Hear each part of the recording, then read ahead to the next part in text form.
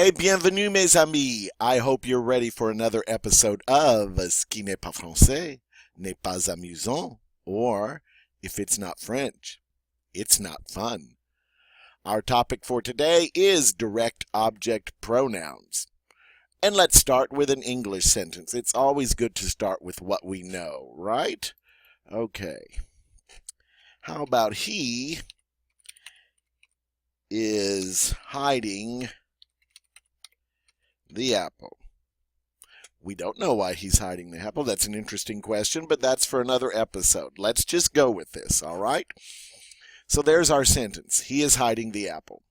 All right, the word he. What purpose does that serve in our sentence? Well, it's the subject, or more appropriately, the subject pronoun, but it is the subject of our sentence, all right? What is hiding? Well, we all know that's the verb. That's the action in our sentence. But what about the apple? What purpose does the apple serve grammatically? Well, that's why we're here today, because the apple is the direct object of this sentence. The direct object is the person or the thing in the sentence that is receiving the action of the verb. So we ask ourselves the question, what is being hidden? The answer is the apple. The apple is receiving the action of the verb directly, so we call it a direct object. Okay? See, you've been using direct objects all your life and probably will be for the rest of your life. Now, are you surprised that they have direct objects in French too? Of course not. They do. So, we could look at this same sentence in French. All right. Il cache la pomme. Il cache la pomme, and of course, la pomme in this sentence would be the direct object. All right, just like it is in English. All right, so let me get rid of this sentence here, and let's go over just exactly how you do a direct object in English.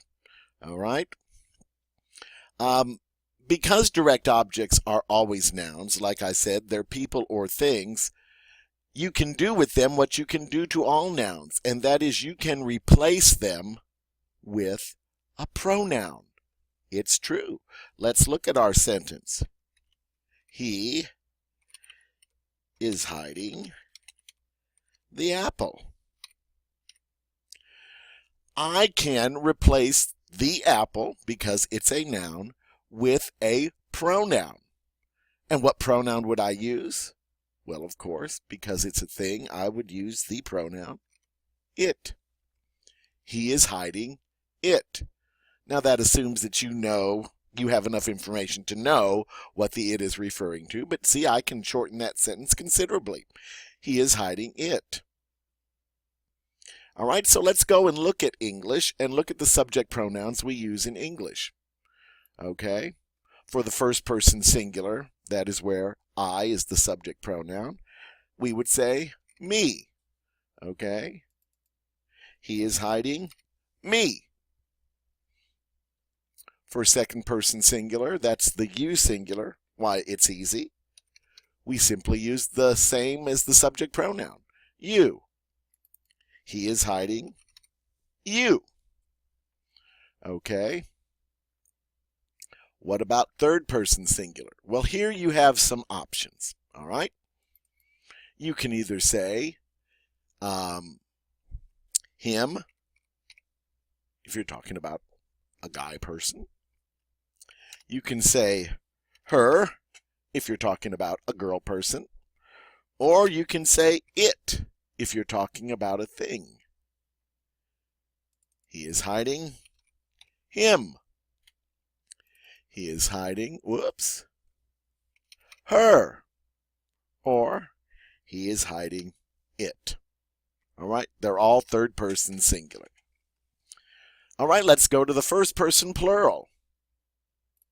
This is where we is the subject pronoun. And there our English direct object pronoun is, let me get settled. Yes, us. He is hiding us. Of course, you would include yourself in the us. That's why it's first person. Okay? The you plural, or as we like to say in the South, you all. Okay? That subject pronoun is, direct object pronoun is the same as the subject pronoun, you. And of course, you understand that means the plural you. He is hiding you, you all, more than one person.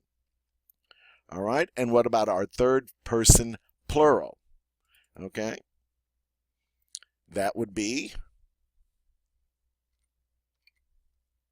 them.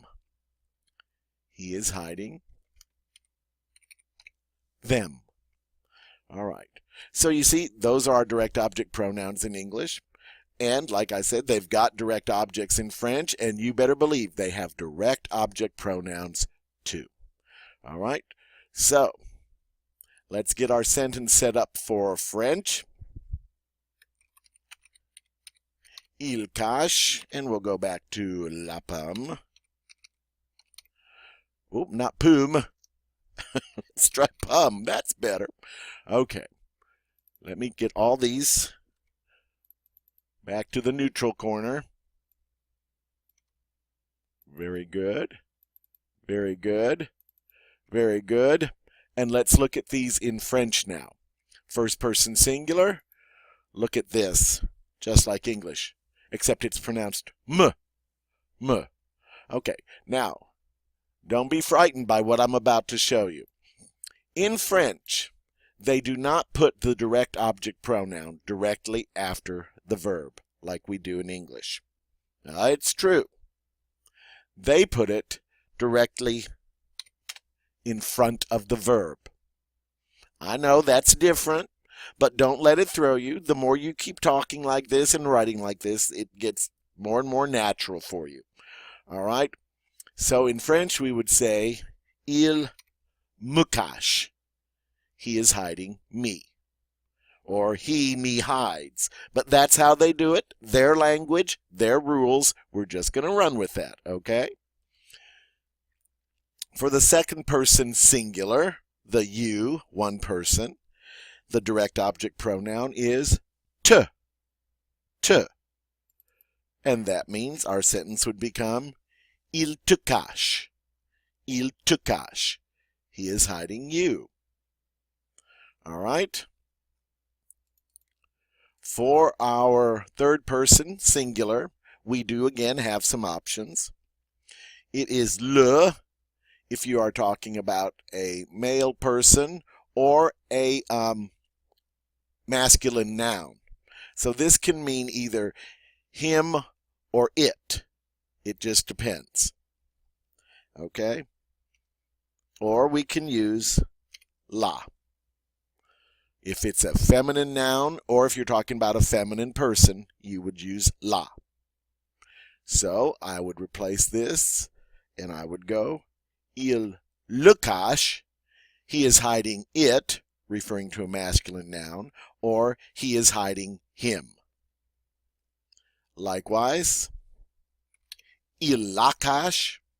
He is hiding it, a feminine noun, or he is hiding her. All right. We go on. The first person's plural, which would be the us in English, becomes nous in French. Well, that's exactly the same as the subject pronoun, so that's easy to remember. And we would say il nous cache. Il nous cache. All right. For the you plural, talking to more than one person, all right, that would be vous. Well, again, how easy can it be? It's the same as the subject pronoun. Thank you, French. And the sentence would become il vous cache. He is hiding you, you all. And then finally, our third person plural form, okay, would be les. And we would say, il les cache. He is hiding them, which could either refer to things or to people. All right. I'll just go ahead and put in the English equivalents here. Me, you,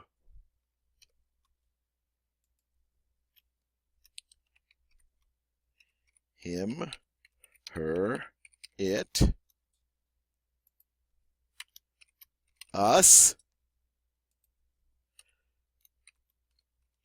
you, and them. Okay, and that is direct object pronouns in French. The big difference being, besides the words are different, you expected that. But the other main big thing is that in French, the direct object pronoun goes in front of the verb instead of after the verb. That's what takes a little bit of getting used to. But don't worry, you can do it.